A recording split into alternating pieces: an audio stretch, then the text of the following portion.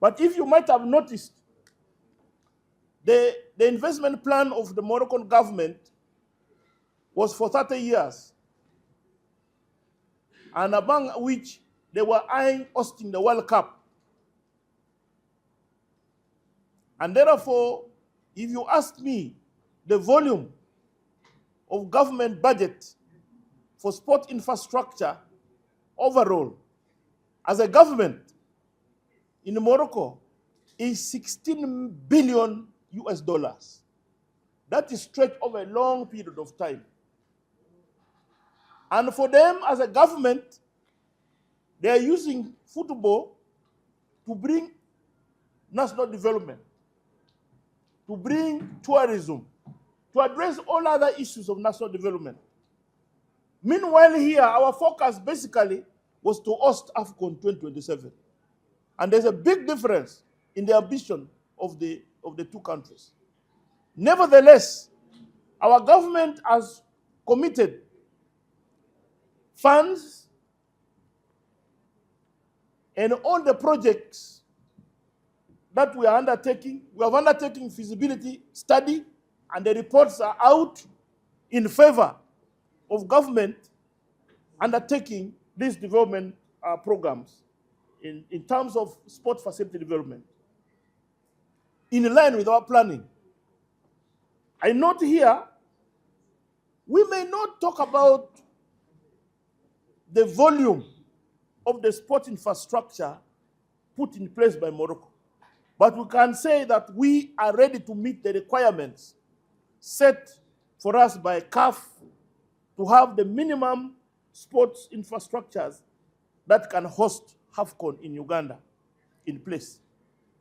And when you talk about cost, quality, and the time of delivery, I think we have already a testimony which can span for the last over 50 years that there is no government project, and you can quote me on that there is no government project in Uganda that has been implemented within a schedule, but ahead of schedule, within the 12 months of the 18 months which has been earmarked for its development process.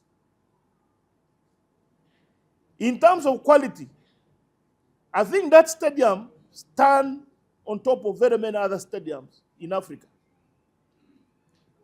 And you might have also noticed that the quality alone, even of the pitch, is a 5-star accreditation, which no pitch ever has got in terms of licensing.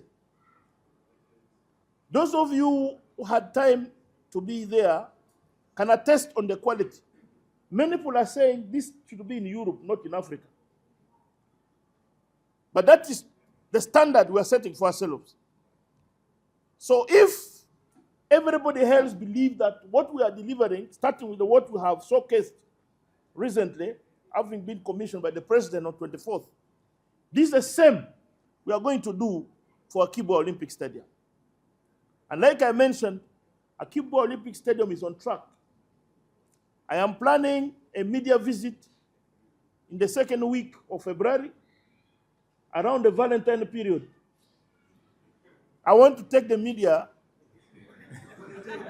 to a place to visit, because we also want you to start now giving us attention about what we are doing that side. Your mind was so much on Oima. We have finished Oima. So we want to take you there. So be ready. And actually, I want to ask the media here today to be very fair to government, that we have actually done a great job to give a lot of money, which has been eaten without a value. Because there's nothing some of these federations can show us other than the paperwork which is manufactured in Nkrumah Road here. And you have a task to follow up. But you people don't want to follow them because you fear some of them are very, very complicated. But I want to say that government is willing to support federations. As we talk now, government has injected money in Fufaka Dipa. Government money is going there. And at an appropriate time, we are going to tell you the volume of money government are sunk in there. But how many of these federations have learned that government can come in and support for sport infrastructure development? Do they own assets?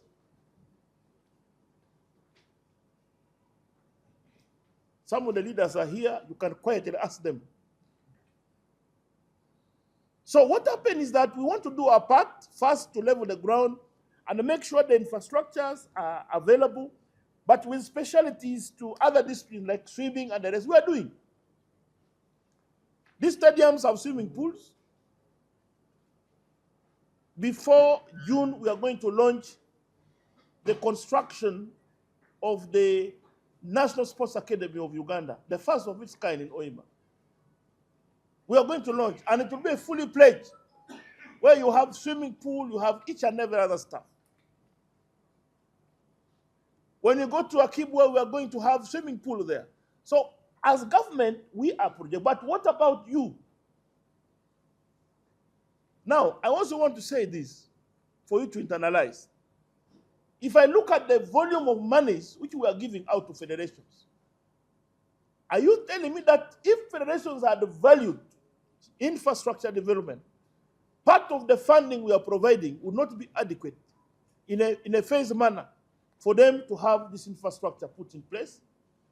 If I'm giving you 2.4 billion every year, you cannot pick 400 million and buy land in Mokono here, which can take you 200 million or less.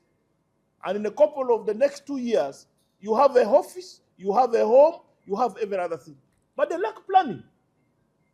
And we cannot push them like a wheelbarrow to do the right things. So this is about proactive thinking. National Council of Sports has been before blamed for lack of planning. Now we are not in that category anymore. Our strategic development plans are approved by National Planning Authority and with a certificate. Infrastructure, all the issues we are talking about is in the National Development Plan of Uganda. But I want to see how many of these federations have strategic development plan. That is a phase out. That points out their need, infrastructure need. This is what we are going to do. And they come to government for support and say, can you supplement us here? There is no way National Council of Sports can refuse to authorize expenditure on improving facility development on the available money. Nobody can do that. Nobody can refuse. But they don't have such ideas. All that they want when we give them money is to create activities where they spend all the money and they run back to us the next time for more money. So there is nothing that, and actually I want to ask the media here today to be very fair to government, that we have actually done a great job to give a lot of money, which has been eaten without a value. Because there's nothing some of these federations can show us other than the paperwork which is manufactured in Nkrumah Road here. And you have a task to follow up. But you people don't want to follow them because you fear some of them are very, very complicated. National Council of Sports may reject an application for registration as a National Sports Association or National Sports Federation where there is already in existence a National Sports Association or a National Sports Federation responsible for the proposed sport discipline. B, the applicant is not eligible for registration as a National Sports Association or a National Sports Federation under Section 9 or 10. C, the proposed name of the applicant is misleading or discriminatory. Or D, the applicant National Sports Association or National Sports Federation submitted a false information. And I want to underline that particular one. False information. And like I mentioned in the reviews, some of which you will find them in the detail, most of the information provided by federations, that I'm here, they are not there. And you know they are not there. How do you convince Ogwell and his team to say they are there when they are not there? Tomorrow you will be the same person to come to us and say, you have given these lances,